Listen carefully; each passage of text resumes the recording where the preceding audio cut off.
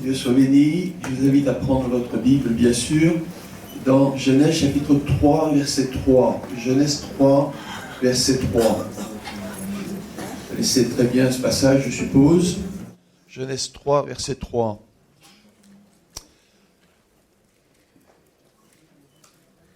Donc c'est la femme qui parle au serpent. Mais quant au fruit de l'arbre qui est au milieu du jardin, Dieu a dit, vous n'en mangerez pas, vous n'y toucherez pas, sinon vous mourrez. Alors le serpent dit à la femme, pas du tout, vous ne mourrez pas. Dieu le sait. Le jour où vous en mangerez, vos yeux s'ouvriront et vous serez comme des dieux qui connaissent ce qui est bon ou mauvais.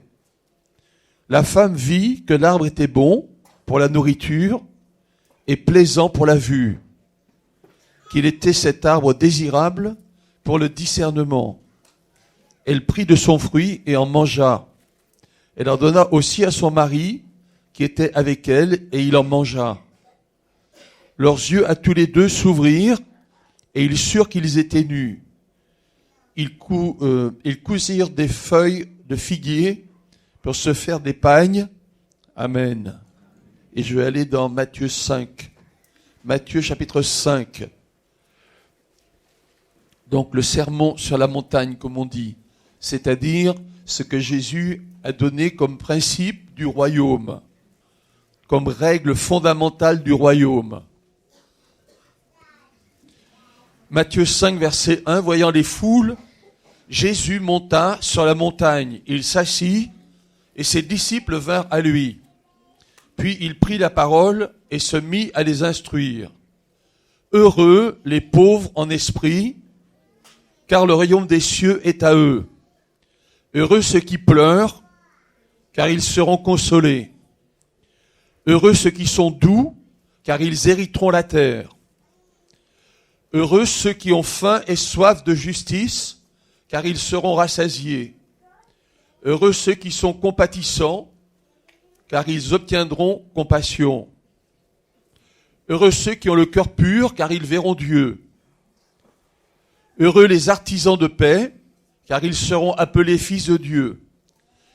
Heureux ceux qui sont persécutés à cause de la justice, car le royaume des cieux est à eux. Heureux êtes-vous lorsqu'on vous insulte, qu'on vous persécute et qu'on répand faussement sur vous toutes sortes de méchancetés à cause de moi. Réjouissez-vous, soyez transportés d'allégresse, parce que votre récompense est grande dans les cieux, car c'est ainsi qu'on a persécuté les prophètes qui vous ont précédés. Amen. J'aimerais avec vous réfléchir, j'ai mis un titre un petit peu mystérieux peut-être, un bonheur paradoxal pour un être paradoxal.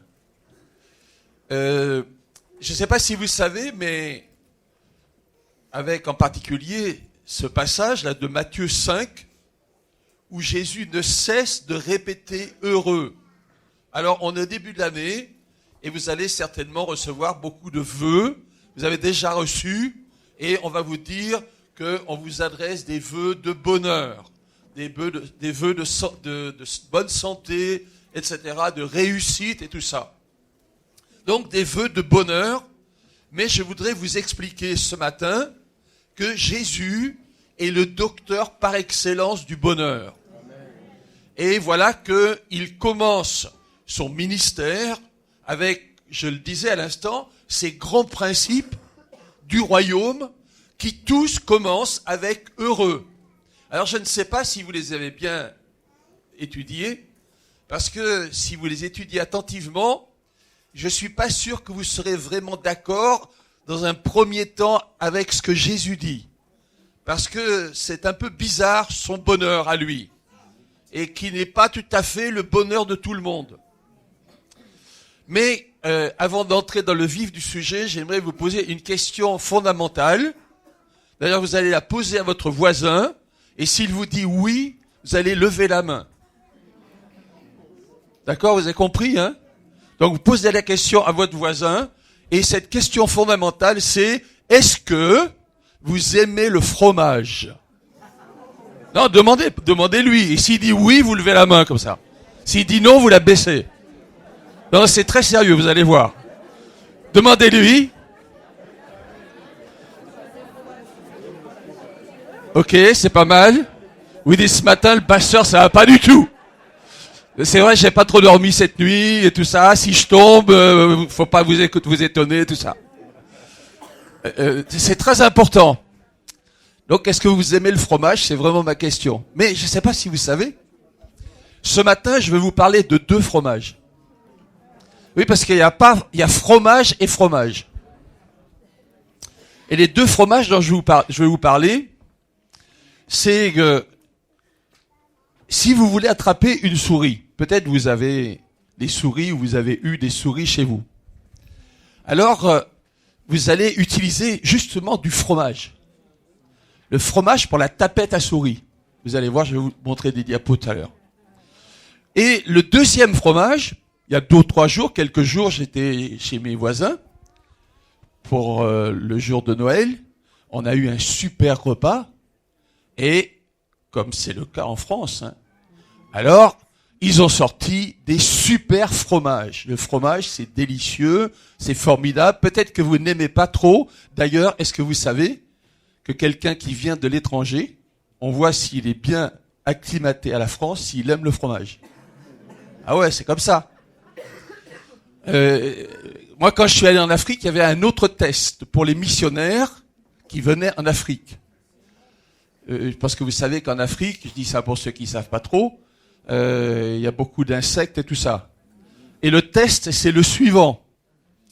Le jeune missionnaire qui arrive, la première année, il y a une mouche qui tombe dans son café.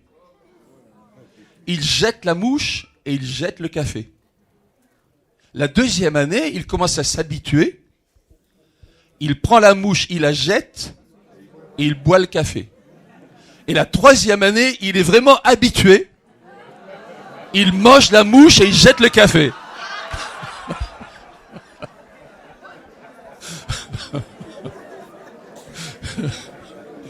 Ok. Je veux revenir à mon histoire de fromage.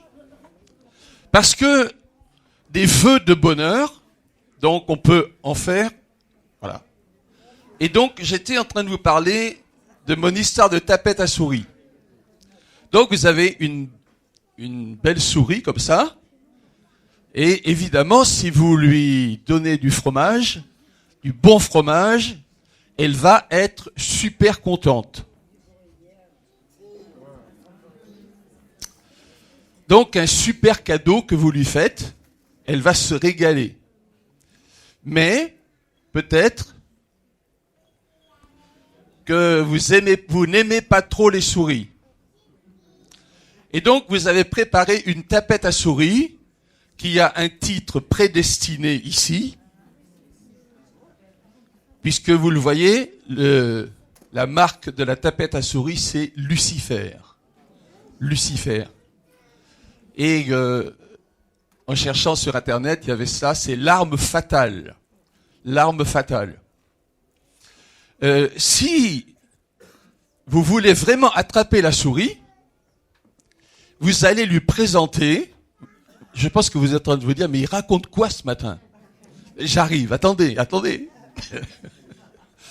Si vous voulez vraiment attraper la souris, alors vous allez prendre du super fromage.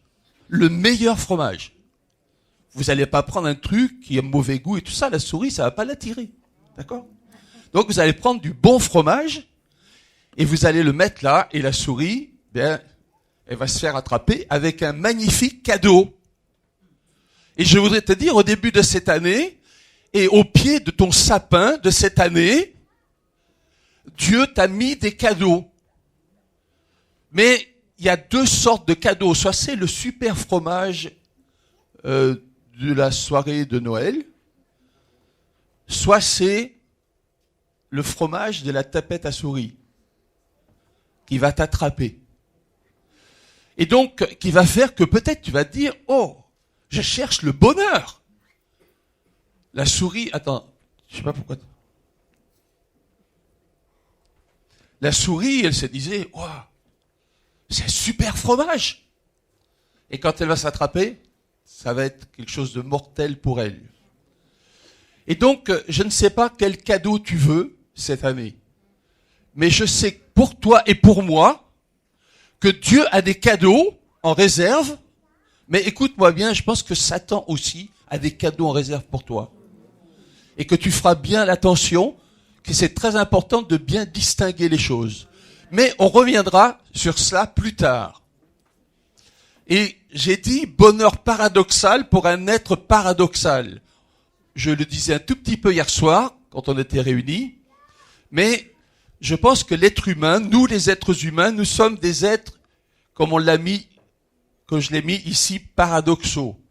Des êtres qui sont, comment dire, qui sont pas, c'est pas comme un animal. L'animal, il mange, ça lui fait du bien, il est tranquille, il est heureux. C'est simple. Mais l'être humain, c'est jamais simple avec lui. C'est jamais simple avec lui. Mais revenons à ce que la Bible nous dit. Avant le passage de Genèse 2, dans Genèse chapitre 1, vous connaissez la création, les jours et tout ça, et on a comme une sorte de refrain qui revient régulièrement, où il est dit que Dieu vit que c'était bon. Et à la fin, que c'était très bon. Que c'était très bon. C'est-à-dire qu'à la fin, on a la création de l'être humain, justement, qui apparaît comme, si vous voulez, le gérant de la création, le but de la création, et la Bible nous dit que l'être humain est fait à l'image ressemblante de Dieu. À l'image ressemblante de Dieu. Il y a une sorte de proximité entre le Créateur et l'homme. L'être humain, chacun d'entre nous, nous sommes destinés à être des partenaires avec Dieu, en dialogue avec lui. Il y a une certaine correspondance. J'ai un esprit, tu as un esprit, Dieu est esprit. Il y a une certaine correspondance. Et cela, ça n'existe avec aucun animal. Je vous ai remarqué hier soir que jamais aucun animal ne prie. Mais hier soir, j'ai dit qu'il y avait une seule exception. Alors pour ceux qui n'étaient pas là, je le redis. C'est l'exception. Un jour, il y a un missionnaire qui est en Afrique et il rencontre un lion. Et le missionnaire prie et il dit « Seigneur, donne à ce lion des sentiments chrétiens. » Alors vous savez ce qui s'est passé? Le lion a mis ses deux pattes comme ça et il a dit « Merci Seigneur pour ce bon repas. » Bon, mais mis à part ça, normalement, un animal ne prie pas. Voilà. Mais avec l'être humain, il y a une image ressemblante. Il y a une proximité qui fait que l'être humain est un être particulier.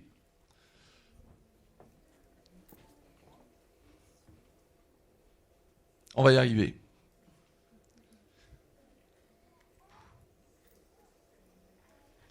Par exemple ici, le monsieur dans le petit dessin là dit qu'est-ce qui distingue l'homme de l'animal? Et la dame répond ce genre de questions. Ce genre de questions. Un animal, il va jamais se poser des questions comme ça.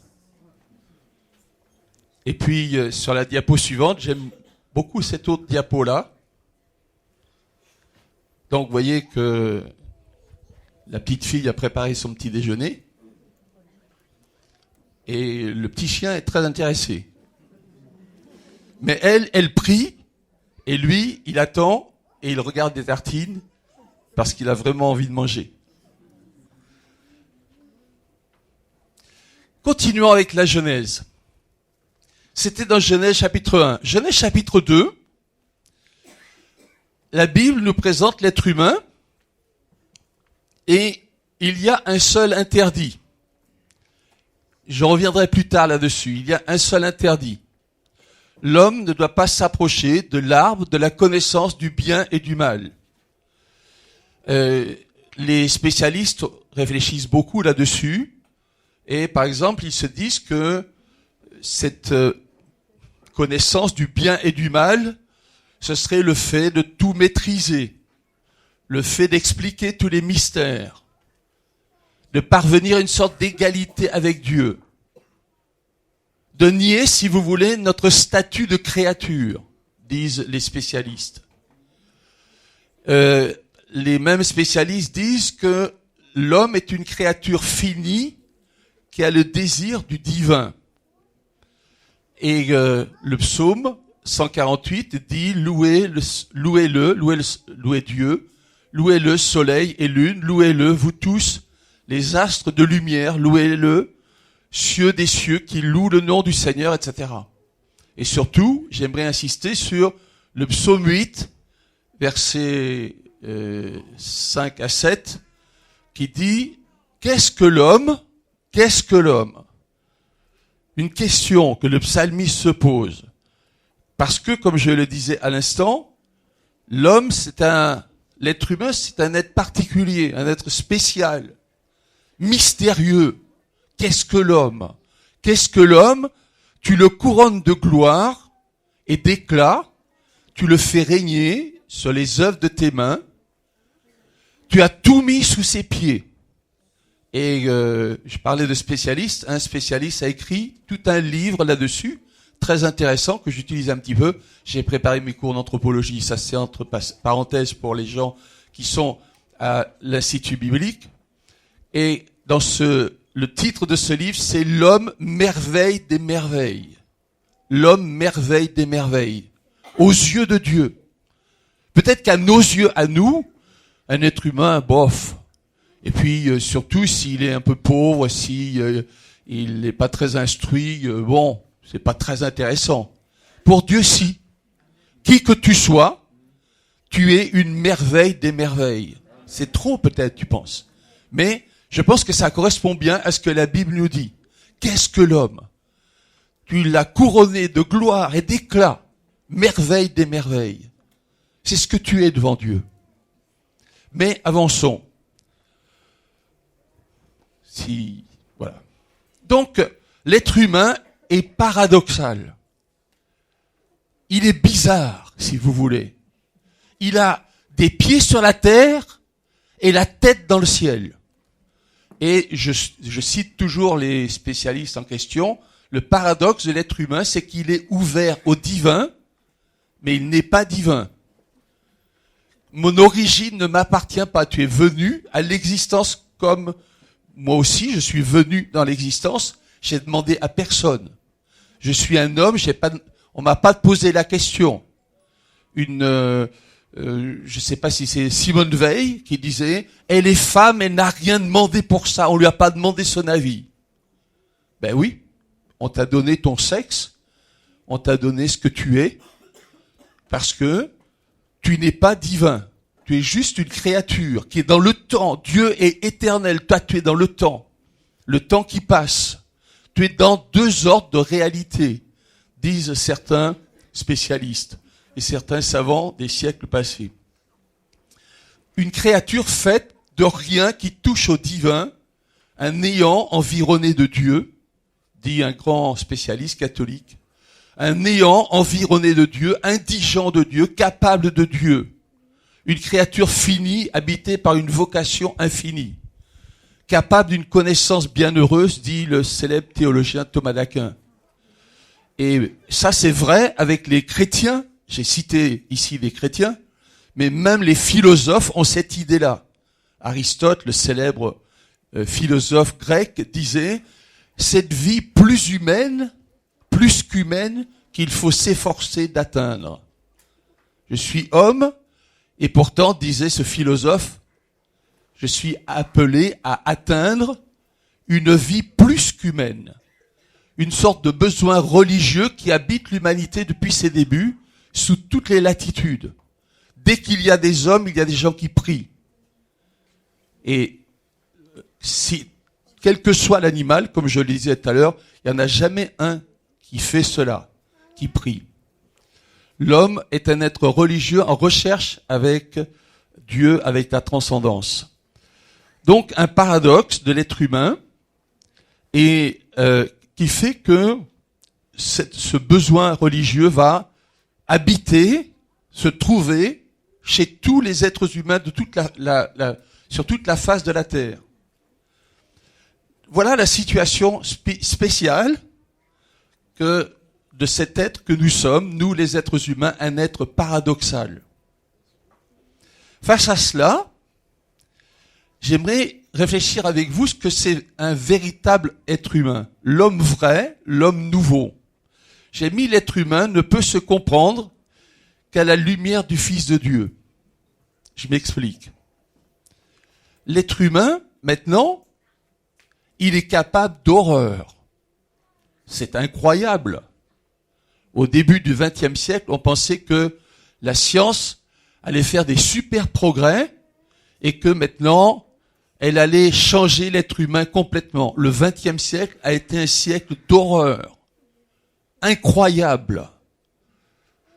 Les 2 guerres mondiales, les millions de morts du communisme, et j'en passe. Il faudrait parler de tous les génocides, de tout cela. Donc l'être humain est capable de véritables horreurs. Qu'est-ce que c'est que le vrai homme? En fait, je pense que c'est très difficile de le dire, puisque nous sommes dans une situation de péché. Mais voilà que la Bible nous dit une chose intéressante, c'est qu'il y a un homme qui est sans péché. Et je pense que vous avez entendu parler de lui. Je parle de qui? Ok. Donc voilà.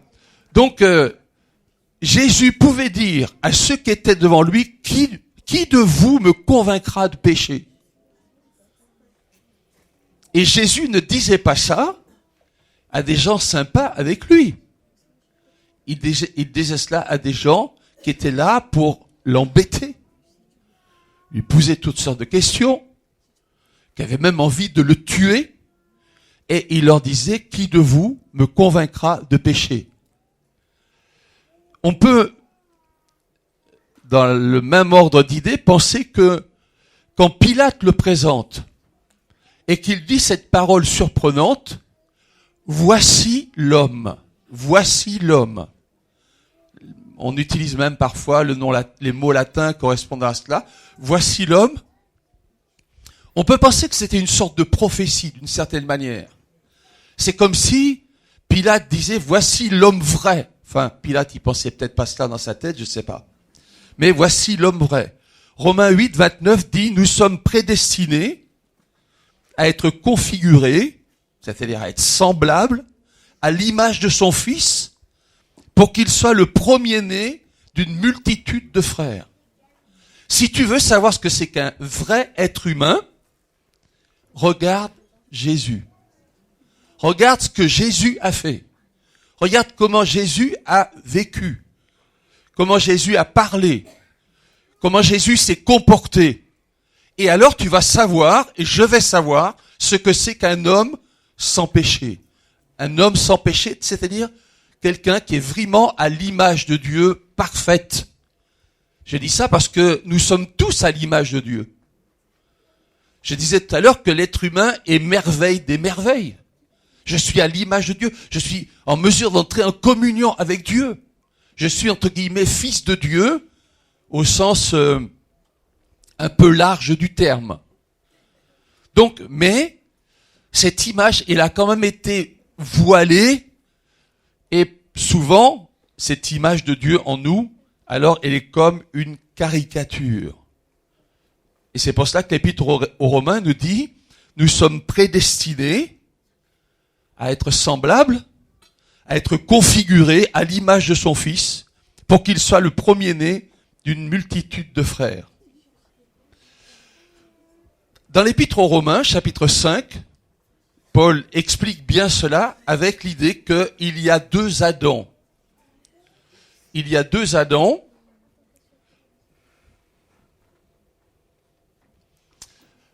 Je ne sais pas si vous avez bien lu ce passage, mais Romains 5, 14 dit qu'il est la figure de celui qui devait venir. Adam, le premier, et le deuxième Adam. Le deuxième Adam, le premier Adam, je lis le texte biblique, le premier Adam est un être vivant naturel.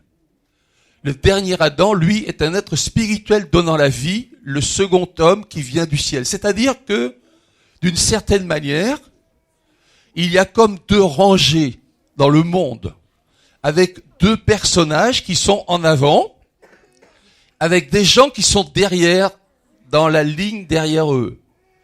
Le premier personnage, c'est Adam, et tous ceux qui suivent Adam. Et le deuxième personnage, c'est Jésus, qui est, pour nous dit l'Épître aux Romains, le deuxième Adam.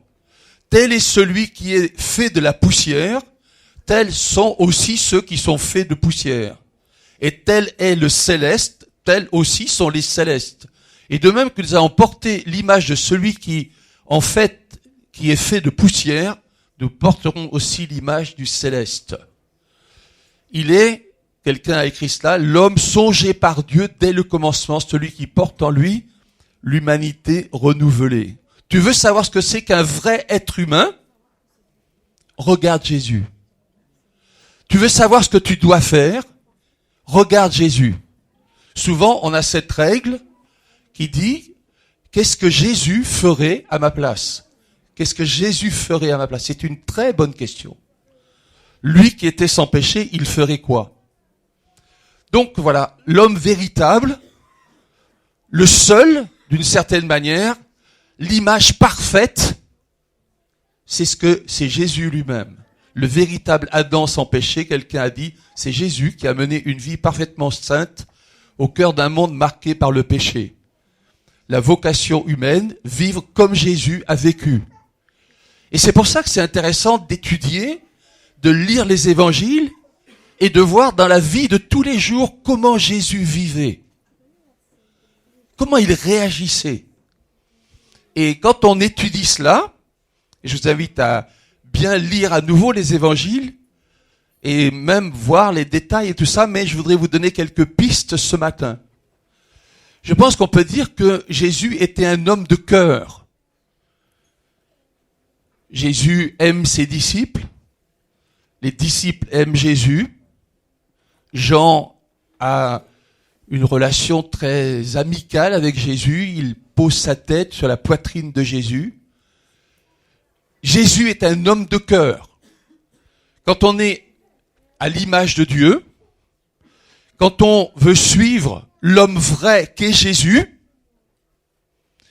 et que, d'une certaine manière, nous devenons, quand nous nous convertissons, une nouvelle créature, un homme nouveau, une femme nouvelle, alors je pense que nous devons devenir des hommes et des femmes de cœur.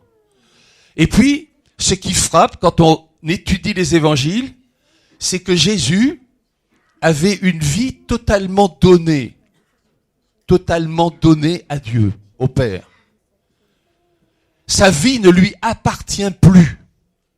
Et je vais arriver à ce que je veux vous dire. Le bonheur. Tout le monde cherche le bonheur. Et tout le monde dit, ben, si vous voulez le bonheur, vous faites du yoga. Si vous voulez le bonheur, vous ne vous laissez pas marcher sur les pieds. Si vous voulez le bonheur, faites ceci. Si vous voulez le bonheur. Et au début de cette année, on te dit, je te souhaite beaucoup de bonheur. Alors, si tu veux beaucoup de bonheur, suis le docteur du bonheur. Mais il a des chemins vraiment spéciaux, vraiment particuliers. C'est pas simplement, je te souhaite du bonheur, j'espère que tu vas gagner beaucoup d'argent, j'espère que ça va bien se passer, que tu auras une belle copine, un beau copain, peut-être 2 ou 3, ça serait mieux même, etc., etc. Est-ce que c'est ce bonheur-là qu'il faut souhaiter à quelqu'un? Je ne pense pas. Et c'est pour cela que je reviens à mon histoire de 2 fromages. Remplacez par autre chose. Si vous êtes africain, le fromage vous aimez pas du tout. Je sais pas, vous mettez quelque chose là que vous aimez super bien. Soit c'est ce fromage-là, soit c'est le fromage de la tapette. Tu le cherches, tu l'apprécies, attention à ce qui va se passer. Comme la souris, paf!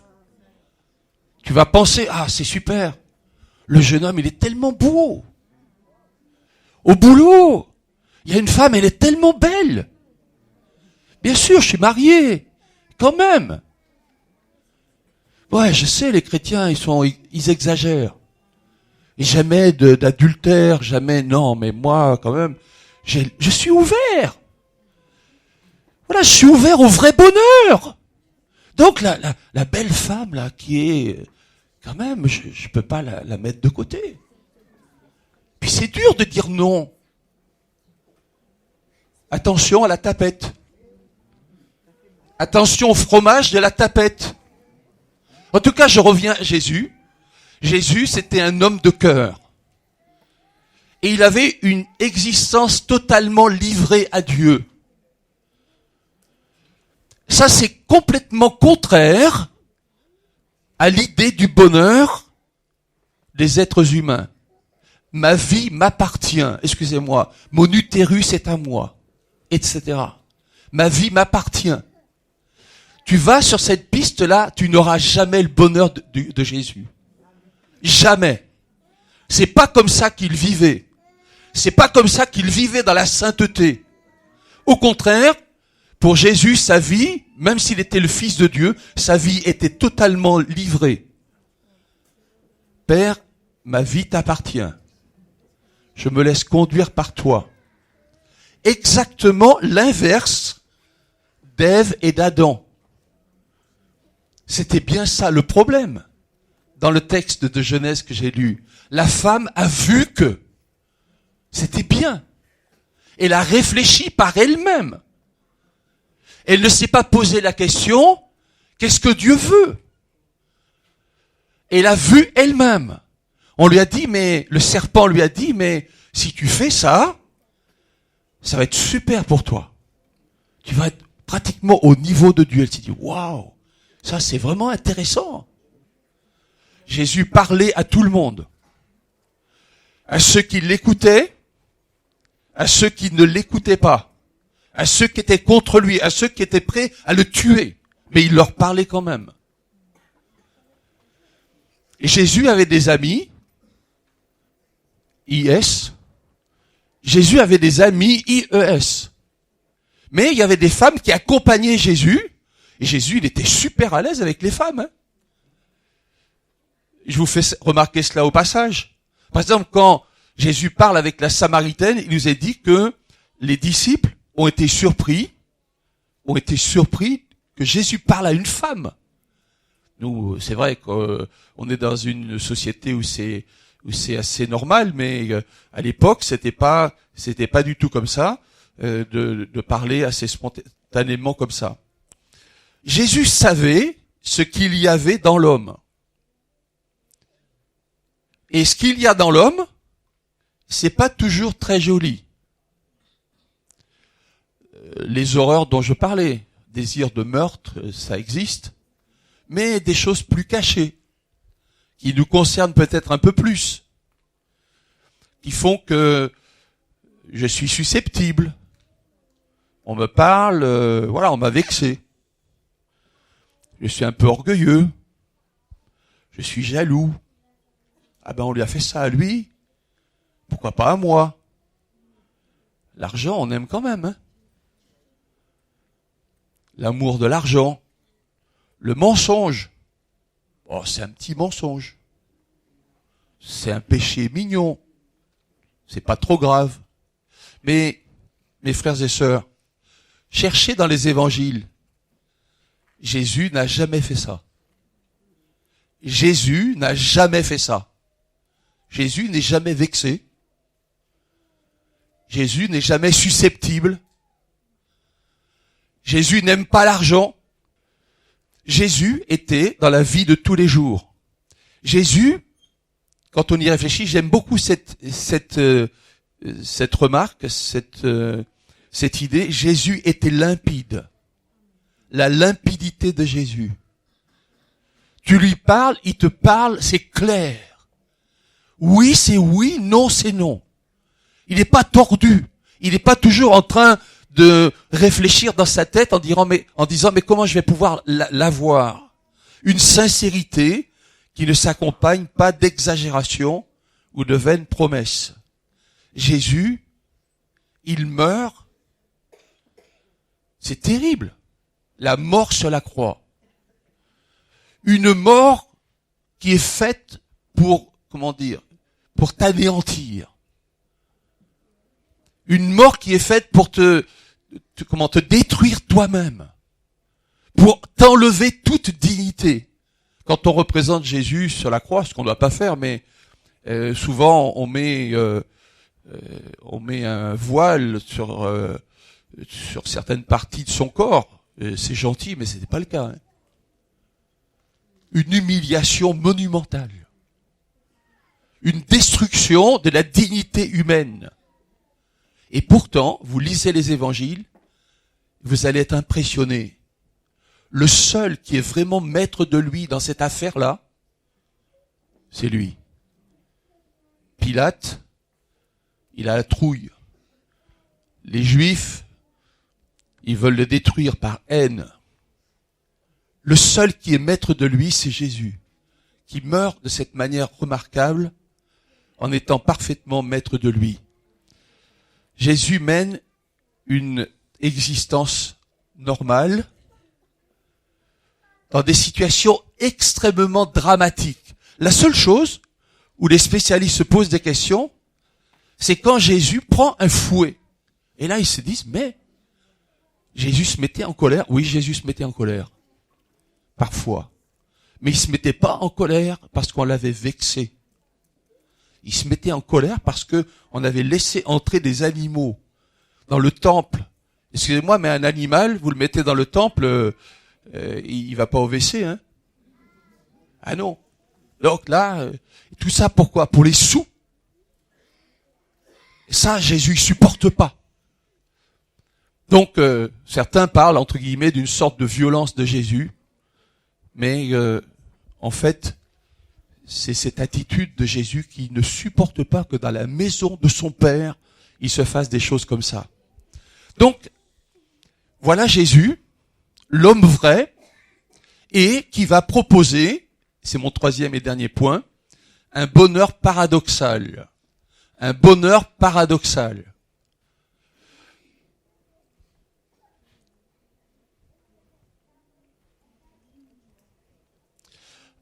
Et je reviens à Genèse 2 et 3. Le diable est là, la femme est là. Et le diable va lui dire, est-ce que vous pouvez manger de tout ce qui se trouve dans le jardin, etc. La femme dit non, elle corrige un tout petit peu. Le diable va mettre une deuxième couche. J'ai mis une parole de tentation, c'est vrai, mais c'est déjà un mensonge. Comme mon histoire de fromage. C'est du vrai fromage, mais fais gaffe, c'est fait pour te tromper. Parce que le diable, il va bien te tromper si le fromage, il est super bon. Le gars, il est vraiment beau, la fille, elle est vraiment belle. La place qu'on te propose, qui peut-être, voilà, c'est peut-être pas tout à fait ce que Dieu veut, mais c'est une belle place. Et c'est là où il y a fromage et fromage. Un bonheur paradoxal.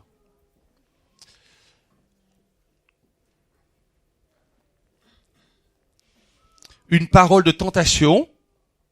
Et puis, en fait, si vous lisez bien, le serpent dit, est-ce que vous pouvez manger? Elle répond non. Et en fait, c'est pas tout à fait juste. Parce qu'ils peuvent manger de tout, sauf un. Sauf un. Donc c'est vrai, mais il y a comme une sorte d'erreur de perspective. Avec le diable, c'est toujours comme ça. C'est un peu vrai, parce qu'on n'attrape pas les mouches avec du vinaigre. Donc il faut que ce soit un peu vrai. Et donc, et avec ça, alors le diable va dire, mais le mensonge arrive là, mais bien sûr, Dieu il veut pas que tu prennes ça parce qu'il t'aime pas. Parce que Dieu est un Dieu méchant. Parce que Dieu est un Dieu qui t'embête. L'évangile, c'est pas facile, hein. L'évangile, ça gêne. Tu peux pas coucher avec n'importe qui. Tu peux pas te faire avorter. C'est embêtant, l'évangile. Et donc, le diable, il va développer les choses comme ça. Il va dire Dieu est jaloux. Donc, il va calomnier Dieu. Et parfois, dans nos têtes, on peut avoir cette idée-là. L'évangile, c'est quand même difficile. Oh, là, c'est tellement plus facile d'être ceci ou d'être cela. Et donc, la femme, elle va finir par accepter. La femme croit au serpent. Elle n'a plus foi en Dieu, mais elle a foi au serpent. La femme fait exactement l'inverse de ce que Jésus fera plus tard. Et les conséquences vont être là. La femme a vu, elle a raisonné par elle-même, à notre niveau, j'évalue, je me dis ça c'est bien, ça c'est pas bien, je ne prends pas la Bible, je n'ai plus beaucoup de temps à l'église, donc je me dis comme ça serait pas mal de faire comme ça. Bref, tu vas avoir des cadeaux, mais qui ne seront pas forcément les cadeaux de Dieu. C'est vrai que le fait de dire non mais ça, je serai attiré par ça, mais quand même non. Est-ce que tu veux, Seigneur? Es-tu dépendant de Dieu ou es-tu libre de cette fausse liberté? Parce que franchement, se saouler avec une bouteille de Pinot, bof.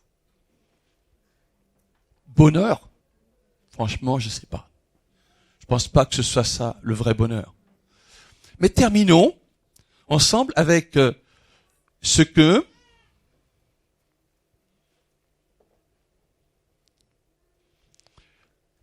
Jésus présente comme le vrai bonheur, le bon fromage, si vous voulez. C'est vraiment surprenant. Juste avant la croix, Jésus dit, « Je vous donne ma joie parfaite. » Je ne sais pas si tout le monde voudrait du bonheur de Jésus. T'as la croix qui vient, on va te planter des clous là dans les poignets, on va te frapper, on va te cracher au visage, et Jésus dit qu'il a la joie parfaite. Ça, c'est vraiment surprenant. Et Jésus dit, quand il est face à la tentation, et Jésus dit au Père, parce qu'il est vraiment homme, il dit, Père, éloigne de moi cette coupe. C'est pas facile pour lui, hein. Mais Jésus se reprend. Toute sa vie est donnée au Père, et même là, il le dit au Père. Non pas ma volonté, mais ta volonté. Tu marches comment, mon frère, ma sœur, mon ami? Tu marches comment? Tu marches comme Jésus? Tu es sur la trace du bonheur de Jésus? Ou tu es sur la trace du bonheur du Pinot? Ou de la drogue? Ou je me débrouille tout seul, comme Ève ou Adam? Dieu a dit, mais moi je fais ce que j'ai envie de faire. Mais j'ai dit que j'allais terminer, et je vais terminer avec les fameuses béatitudes. Je ne sais pas si vous voulez de ce bonheur de Jésus. Heureux les pauvres en esprit, car le royaume des cieux est à eux. Heureux, donc, ceux qui sont pauvres. Ça ne veut pas dire les idiots, hein. Ça veut dire ceux qui se sentent pauvres, qui se sentent humbles, etc. Peut-être que tu vas te dire, non, mais moi je préfère heureux quand on est riche, quand on a des sous. Quelqu'un dit, mon Dieu à moi, c'est mon portefeuille. Donc, je te souhaite le bonheur. Je te souhaite beaucoup d'argent pendant cette année. Ben oui, mais c'est pas exactement la béatitude de Jésus. Heureux les pauvres en esprit, car le royaume des cieux est à eux. Heureux ceux qui pleurent. Waouh. Est-ce que tu vas souhaiter du bonheur comme ça? À ceux à qui tu parles de bonheur, tu vas pleurer? Heureux ceux qui pleurent, car ils seront consolés. Heureux les doux. les doux, bof. Non, mais moi, heureux, quelqu'un m'embête, il me casse une dent, je lui casse la mâchoire. Ah oui, ça, je suis heureux, là. Quelqu'un avait mis des horreurs sur Internet, sur quelqu'un d'autre, public. Et on lui a dit, mais pourquoi t'as mis ça sur Internet? Il dit, ça me fait du bien. Ça me fait du bien. Ou l'histoire des vampes, là, je sais pas si vous savez. 2 vampes, là, vous avez déjà vu, là, les deux dames, voilà. Un jour, elles sont là, toutes seules, elles s'ennuient. Et dit, y en a une qui dit, oh, on s'ennuie, hein. Et l'autre dit, ouais. Qu'est-ce qu'on fait? Ah, si on disait du mal. On va dire du mal des autres, ça va nous faire du bien. Mais continuons les béatitudes de Jésus. Heureux les doux, ils hériteront la terre. Heureux ceux qui ont faim et soif de justice. Ah, le monde dit non. Heureux les magouilleurs. Tu mets les choses de côté, là. Tu piques, tu voles, tu triches. Tu seras heureux comme ça. À toi de choisir, mon frère, ma sœur, quel bonheur tu veux. Heureux les compatissants, car ils obtiendront compassion. Moi, je pardonne. Hier soir, dans le sketch, c'était très bien le sketch. Hein. Tu pardonnes? Non. Avec ce qu'on t'a fait. Tu pardonnes pas. T'es pas heureux en pardonnant. On va te manipuler. Arrête de te faire manipuler. Heureux les cœurs purs, car ils verront Dieu. Oh. Ah non, ça va pas. Heureux ceux qui voient les films porno. Heureux ceux qui vont voir les prostituées. Les purs. Oh non, mais ça s'est dépassé. On est au 21e siècle maintenant. Et à l'école, on vous enseigne toutes sortes de choses dans ce domaine. Mais vous êtes des extraterrestres, vous les chrétiens, là. Jésus dit, heureux les cœurs purs, car ils verront Dieu. Heureux les artisans de paix. J'ai un petit peu parlé de ça. Heureux, et ça se termine encore pire. Heureux les persécutés. Les persécutés, je pense que vous voyez ce que c'est. Avec Daesh, des choses comme ça, avec la Libye, vous avez des chrétiens, on leur coupe la tête. C'est le pire du malheur. Il y a pas plus anti-bonheur que ça. Vraiment, Jésus est surprenant, mais je pense que vous m'avez compris. Je termine avec ça, que l'humanité a un besoin religieux impérieux. Sous toutes les latitudes, l'homme est un être religieux qui cherche une dimension spirituelle.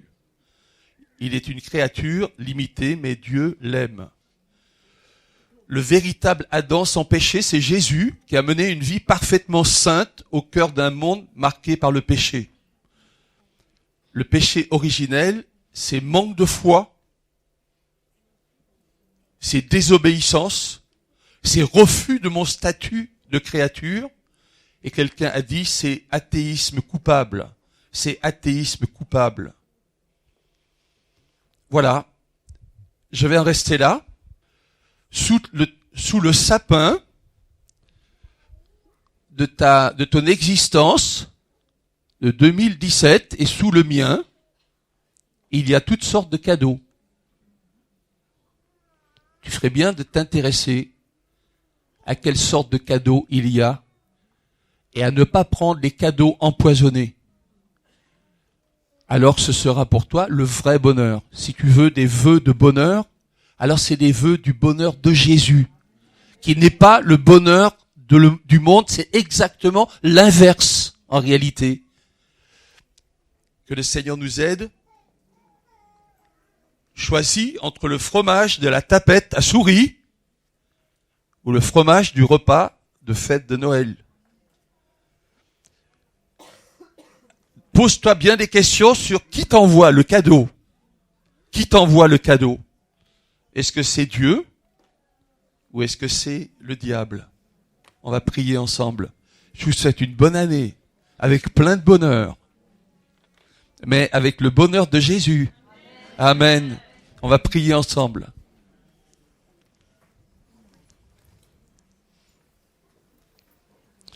Merci Seigneur pour ta parole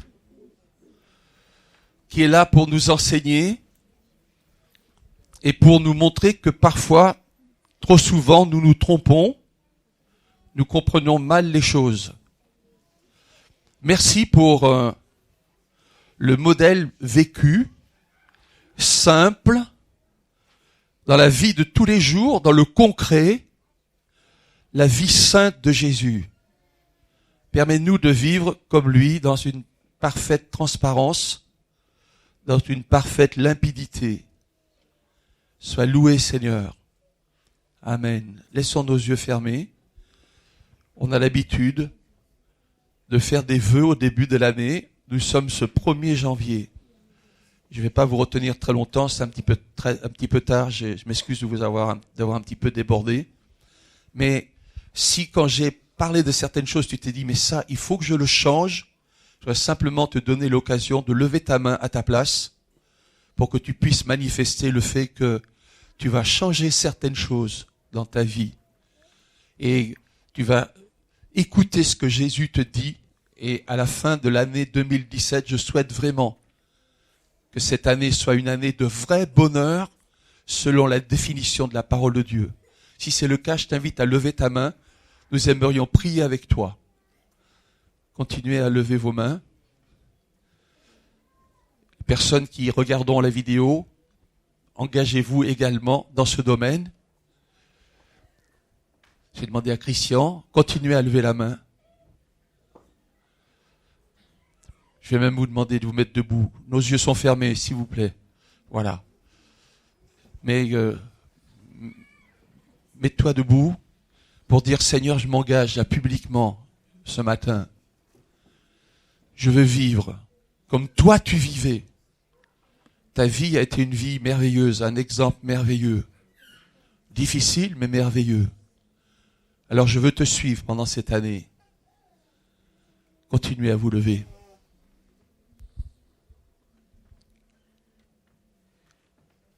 Nous continuons à laisser le temps à toute personne qui a été touchée par cette parole de ne pas rater l'occasion d'ouvrir son cœur à Dieu en cette nouvelle année, pour que c'est le Seigneur qui contrôle ton cœur et non ton orgueil, comme l'homme de Dieu vient de le dire. Ne faisons pas comme ces deux personnes, dont un disait que c'est l'autre le coupable. Mais le publicain a eu raison de frapper la main sur la poitrine en disant que je suis coupable. Aie pitié de moi. Prends soin de moi. Et je pense qu'après avoir écouté une telle parole, je dois me dire, Seigneur, je suis coupable. Aie pitié de moi. Aide-moi afin que je ne sois plus la même personne. Et c'est ainsi qu'on ouvre la porte au Saint-Esprit de nous changer. Mais si, après avoir écouté la parole de Dieu, nous disons toujours c'est l'autre le coupable, et on refuse de se remettre en question, c'est nous qui perdons la bénédiction. C'est nous qui bloquons notre propre vie. Alors continue à te lever maintenant. Si tu es concerné, lève-toi et le Saint-Esprit va te guérir. Merci Seigneur.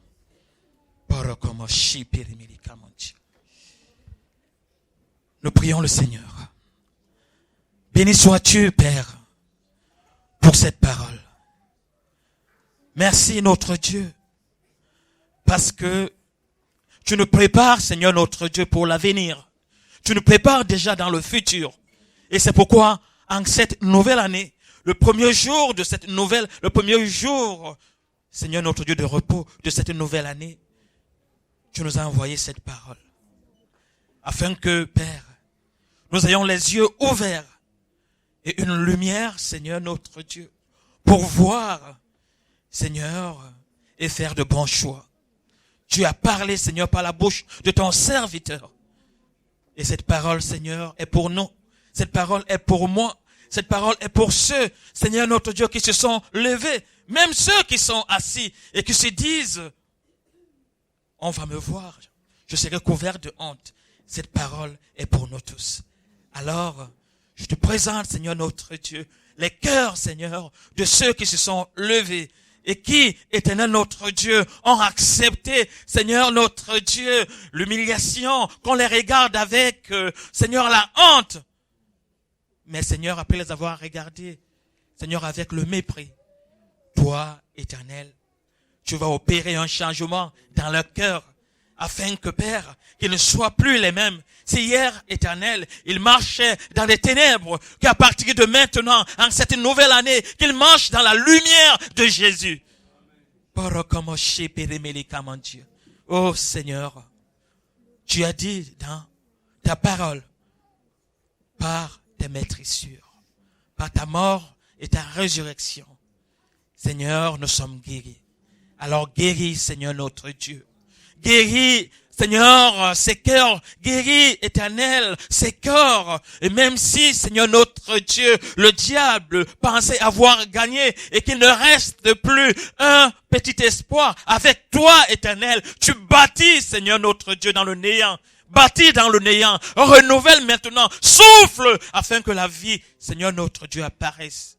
Et que ceux, éternels, qui étaient morts, revivent maintenant au nom de Jésus-Christ. Merci, Père, parce que à travers cette parole, tu donnes, Seigneur, la vie, Seigneur, à cette église, à ce peuple, Seigneur, qu'il entend depuis hier, afin que, Père, à l'avenir, qu'on sache prendre de bonnes décisions et qu'on prenne, Seigneur, le bon fromage et non le fromage, Seigneur, à la tapette, Seigneur, notre Dieu qui, éternel, notre Dieu, cache la mort derrière. Merci, Père. Donne la vie à tous ceux qui ont écouté cette parole. Guéris, Seigneur, ceux, éternel notre Dieu, qui avaient, Père Saint, des maladies, qui présentaient des situations, Seigneur, incurables. Guéris-les maintenant, au nom de Jésus-Christ. Merci, Père, parce que ta lumière éternelle illumine nos cœurs, afin que nous puissions vivre que pour toi. Béni sois-tu, au nom de Jésus-Christ. Amen.